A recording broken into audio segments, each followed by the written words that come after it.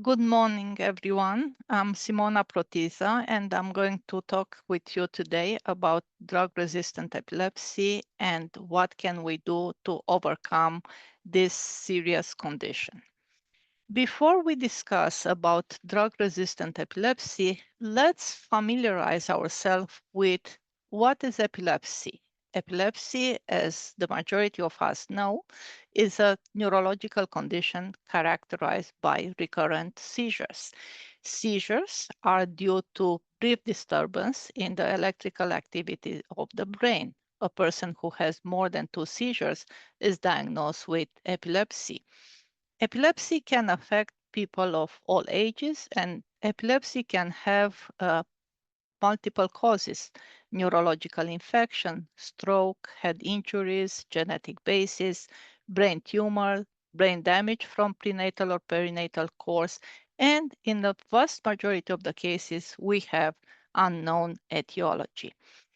In order to treat a condition, we have to establish first what type of epilepsy a patient has and what how can we decide what type of epilepsy a patient has. And we know that epilepsy is categorized in basic two main types. There are multiple subtypes, but the two main types are epilepsy with focal onset, when the seizures start in a specific region of the brain and then it can spread, and epilepsy with generalized onset, when seizures start in both hemispheres and start in both sides of the brain. The treatment and management for these conditions are quite different. Now, how do we know when a patient has a focal type of epilepsy or a generalized type of epilepsy? What tool do we use in order to diagnose this condition? We use a very old but very modern tool in the same time, and we use EEG, which stands for electroencephalogram. And we know that once we apply electroencephalogram, which are stickers applied to a patient head, and we monitor the electrical brain activity, we can define that when a seizure occurs, the electrical activities, meaning the brainwave activity that we record, they change, and the EEG shows exactly where the abnormality is, as depicted here. And the EEG can help identify where and when the seizure starts, when if it stopped, when it spread, and what type of seizure is it. And based on this test, very sensitive test, we can discuss with the patient what type of seizure he has and what is the best next step in his seizure management. Now, when we think about how prevalent, how frequent is a seizure and epilepsy, and how frequent patients who suffer from epilepsy, how frequent are their condition, their refractoriness or difficulty to control with medication, we know that out of all patients with epilepsy, 1 in 3, which is a very high number, 1 in 3 people with epilepsy cannot control their seizures with medication alone.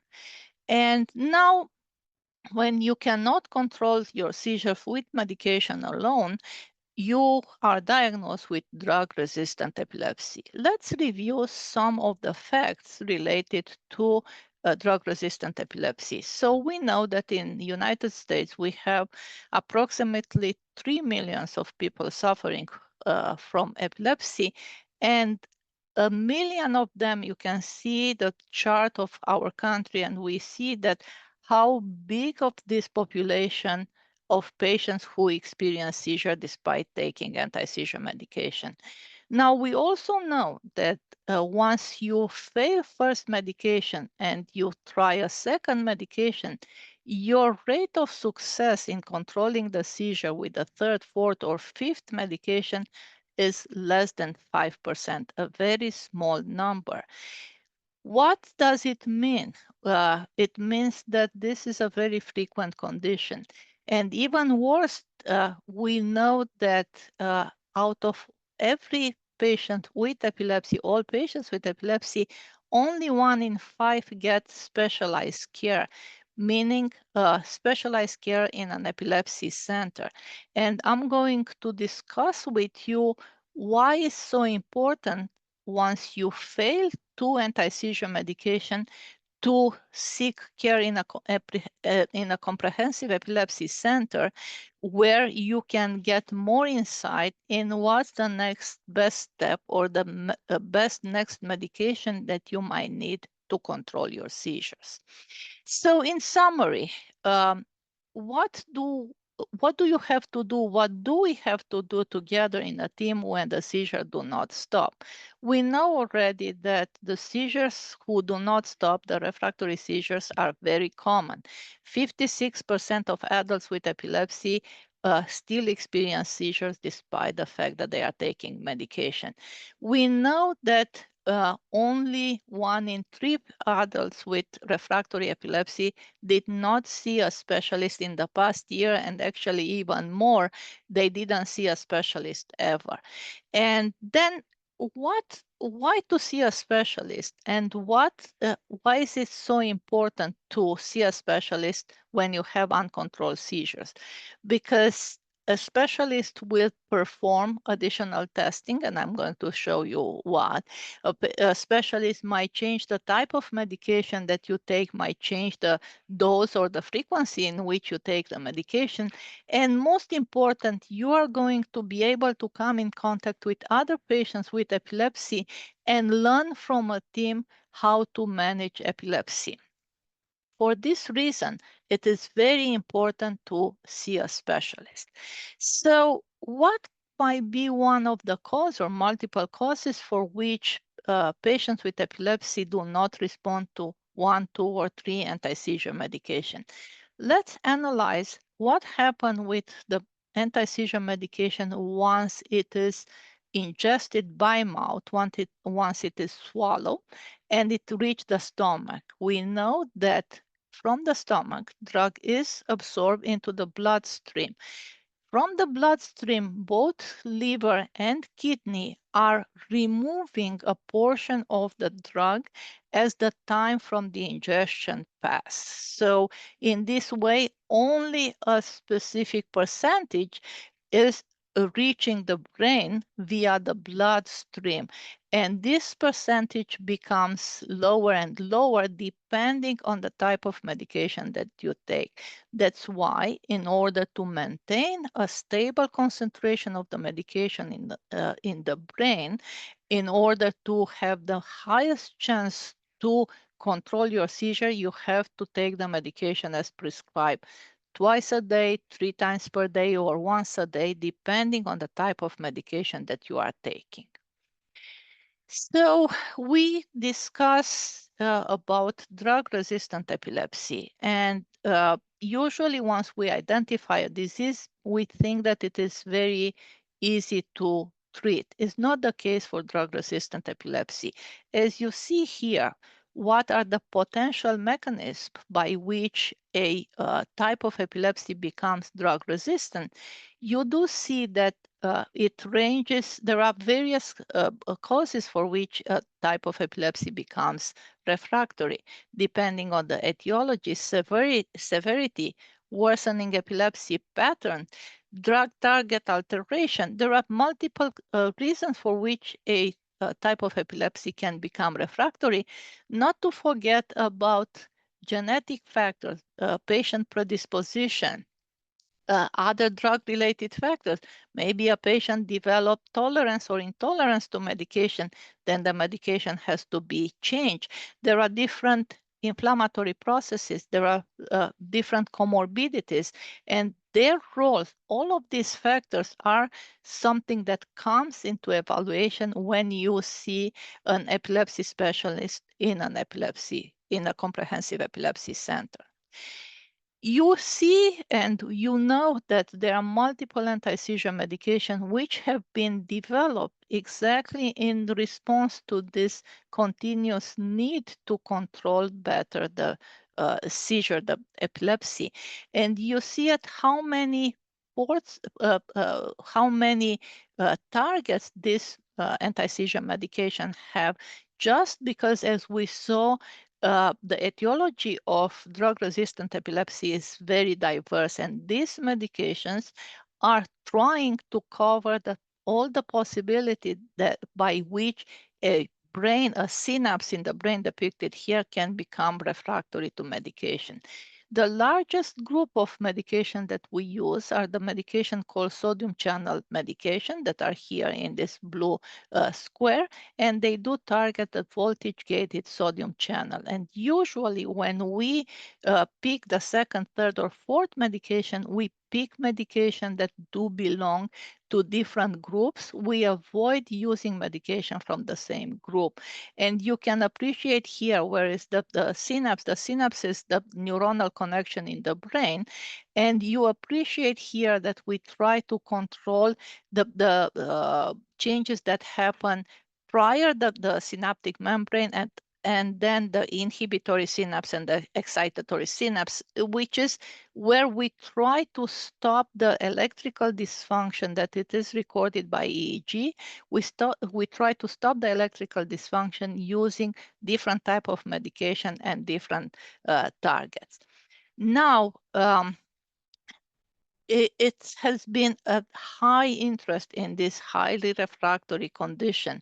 And we see that from 1850, when we had only maybe one medication, the first generation of medication starting 1930 and then 1980, the science advanced a lot. And recently we have more than 22 or 23 medications, and the list is keep expanding. And maybe this time the question is, why is science, why us as specialists and patients are needing such a diverse type of medication?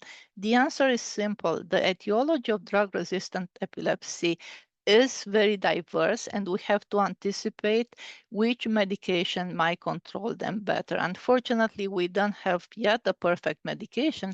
That's why we have to use combination of medication, and that's why we keep looking for different targets that might control the seizure better.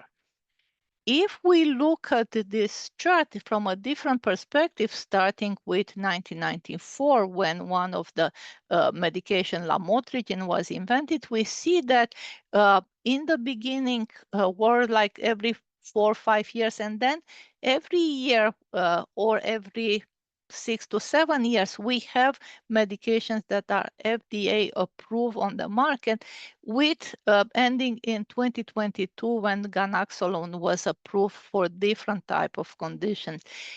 These different colors and different type of medication also document the interest that we have for precision medicine. And some of the medication, like ganaxolone, was approved for a specific genetic condition, which means that the way we evaluate the epilepsy evolve, and the need for new medication is even higher. So how does refractory epilepsy affect a patient's life? What kind of problems do they have? They can have multiple, and I'm depicting here only some of them, but these problems are usually interrelated. We know that anti-seizure medications have a lot of adverse side effects. Even so, if you use more than 1, 2, 3, or 4, we know that refractory epilepsy by itself can cause cognitive problems. Side effects from the medication can accentuate and aggravate these problems. We know that refractory epilepsy is a barrier for a patient to complete their educational, vocational, or social desire, and it has severe consequences. Isolation is very common in patients with refractory epilepsy. We know that epilepsy itself and medication sometimes can affect mood and personality. It increases increases risk of comorbidities, mortality, SUDEP, which stands for sudden unexpected death in epilepsy. Those are all very common in refractory epilepsy. So due to persistent seizure, due to neurochemical changes, the quality of life of patients with epilepsy and their family is very restricted.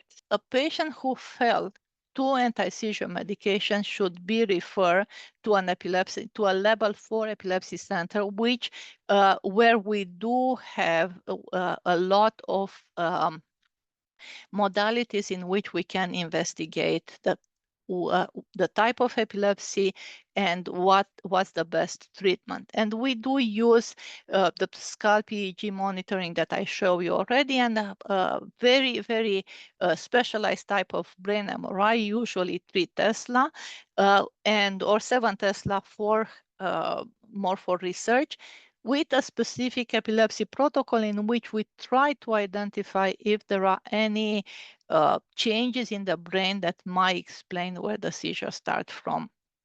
In left, in blue, is depicted here the most ideal scenario in which the seizure focus is identified.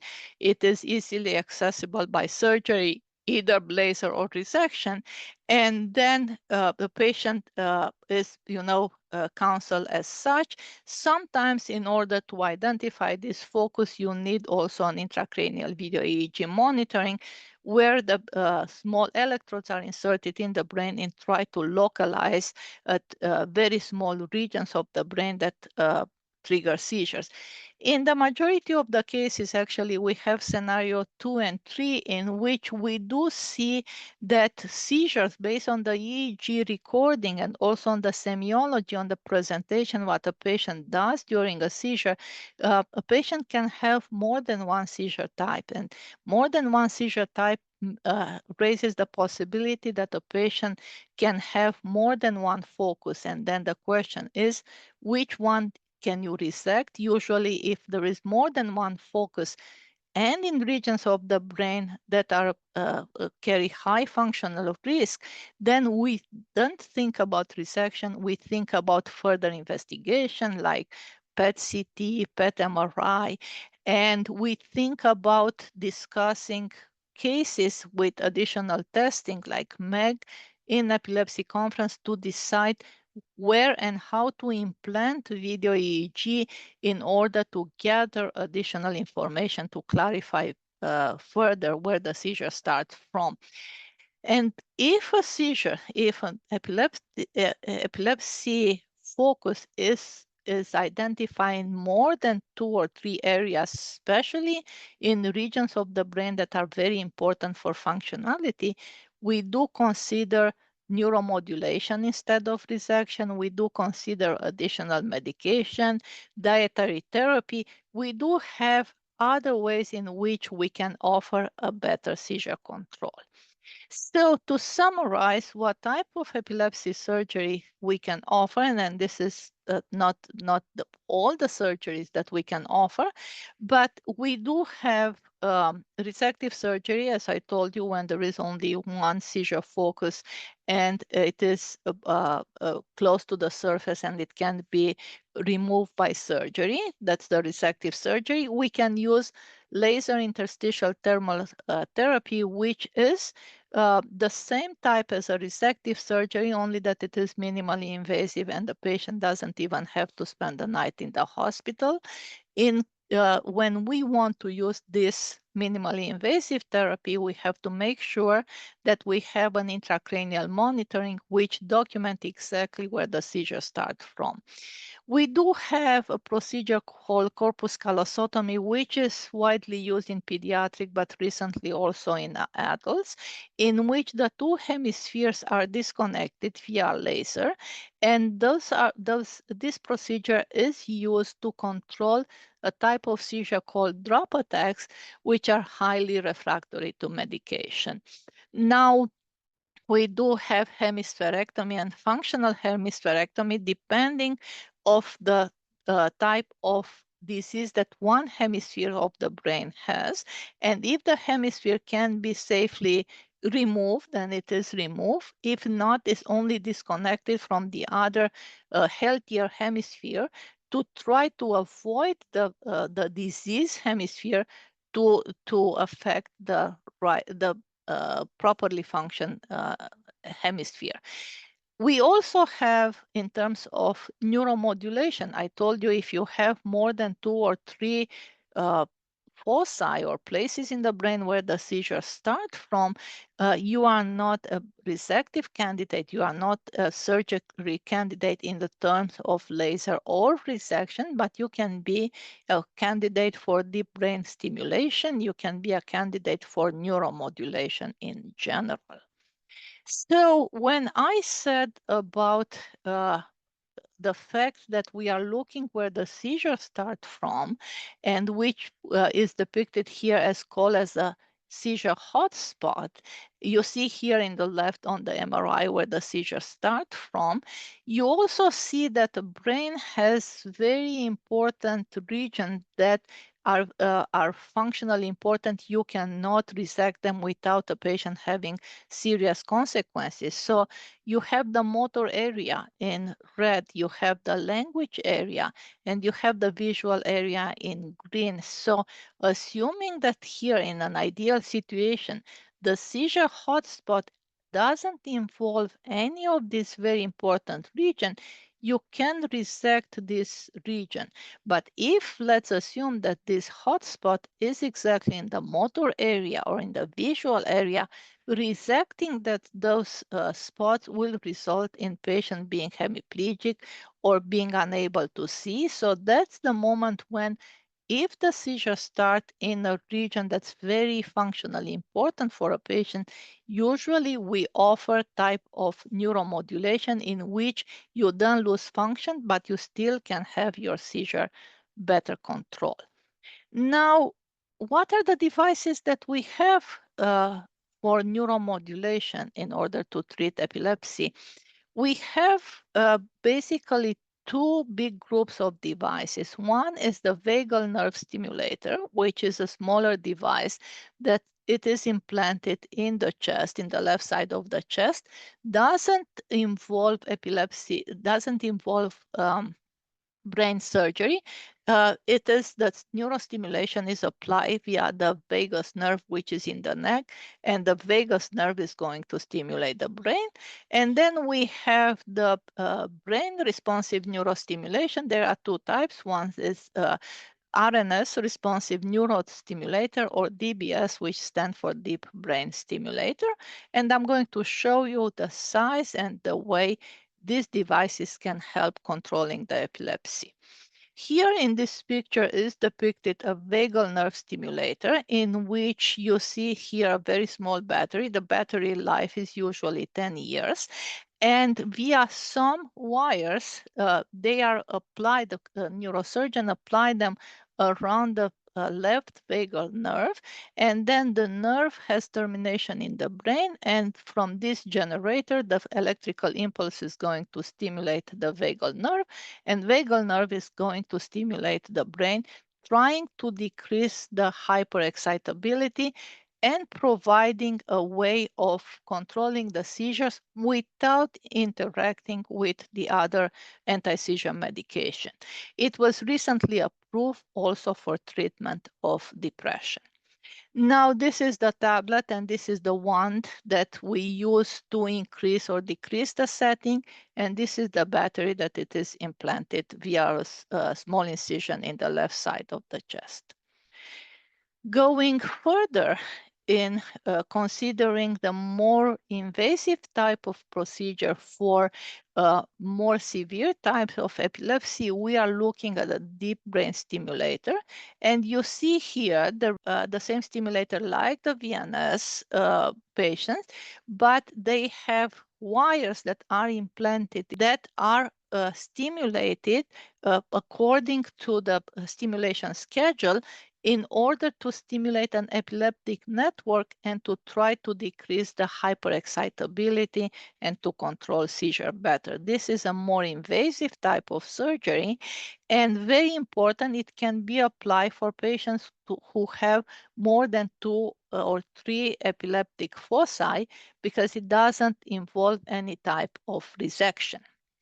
Now, the most advanced type of responsive neurostimulator, another part of brain stimulator is the RNS responsive neurostimulator, which is depicted here, where the battery is not implanted in the chest, it is implanted under the skull. And the leads of this device are implanted exactly where the seizure starts from. This is, as the name implies, it is responsive. It doesn't stimulate all the time. It is implanted as like a micro EEG, which is implanted in the brain. And when these leads depicted here are detecting an abnormal electrical activity like a build-up that will lead to a seizure, that this device deliver an electric shock to stop the seizure before it spread. And it was shown that the effect of the RNS improve over time, and the seizures start decreasing in frequency. The type of this device has a wand in which a patient can download the data by applying this wand on their head, can download the data every day, and we have a group of technicians who are monitoring the type and response of seizure frequency to different neuromodulation.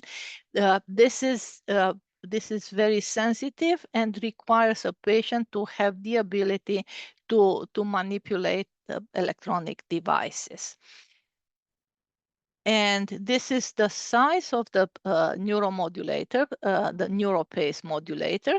You have to see how it's a small size compared with a coin or with a pen, and it is implanted under the skull, and the leads are going into the brain. This requires a prior video EEG monitoring, intracranial video EEG monitoring, or stereo video EEG, in which you have to know exactly where the seizure starts from in order to apply the neuromodulation exactly in that spot.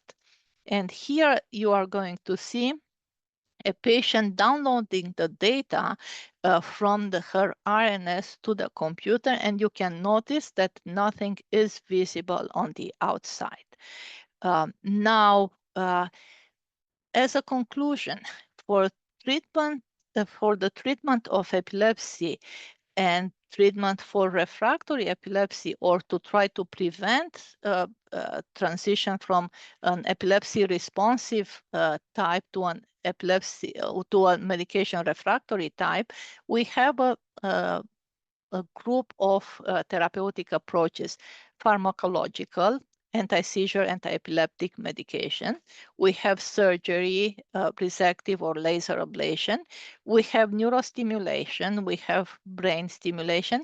We do have recently nanomedicine with nanotechnology, and less developed as of yet. You see in smaller shapes, we have precision medicine, in which you try to shape the treatment based on a comprehensive genetic approach and multidisciplinary approach. We have gene therapy. We have some limited natural products, and we have the ketogenic diet that again has a lot of interest, but keeping a ketogenic diet is not as easy as somebody might think. And with this, I want to thank everyone, and looking forward for your questions. Thank you.